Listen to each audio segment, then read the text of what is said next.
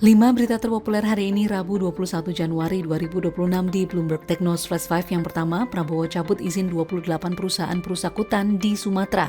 Presiden Prabowo Subianto mencabut izin 28 perusahaan yang terbukti melanggar kawasan hutan di Aceh, Sumatera Utara, dan Sumatera Barat.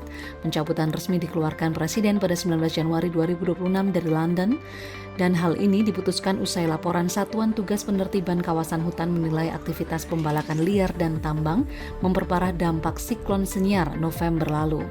Pemerintah menegaskan akan menertibkan usaha berbasis sumber daya alam agar patuh pada aturan dan tidak merusak lingkungan.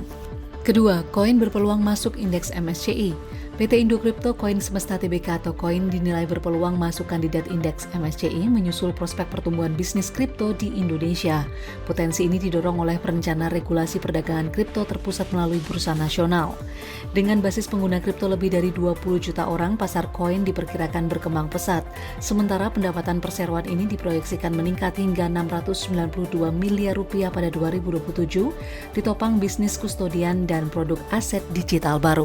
Ketiga, tukar jabatan BI Kemenkyu rampung sebelum Februari.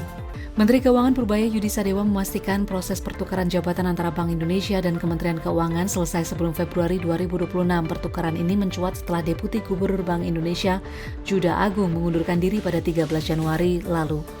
Purbaya menyebut belum mengetahui alasan pengunduran diri tersebut maupun rencana penempatan jabatan selanjutnya.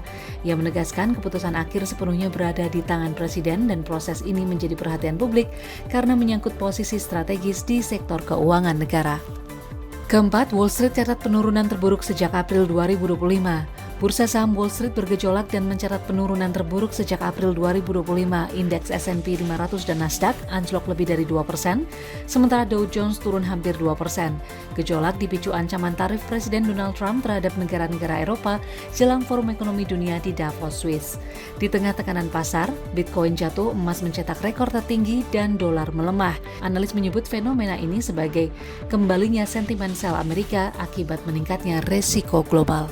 Kelima, stop impor BBM dinilai tak banyak hemat devisa. Pakar energi UGM Fahmi Radi menilai kebijakan penghentian impor BBM untuk SPBU swasta dinilai belum tentu menghemat devisa negara karena Pertamina tetap harus mengimpor minyak mentah, imbas produksi dalam negeri terus turun. Menurutnya, kebijakan tersebut hanya mengalihkan impor dari BBM jadi crude oil.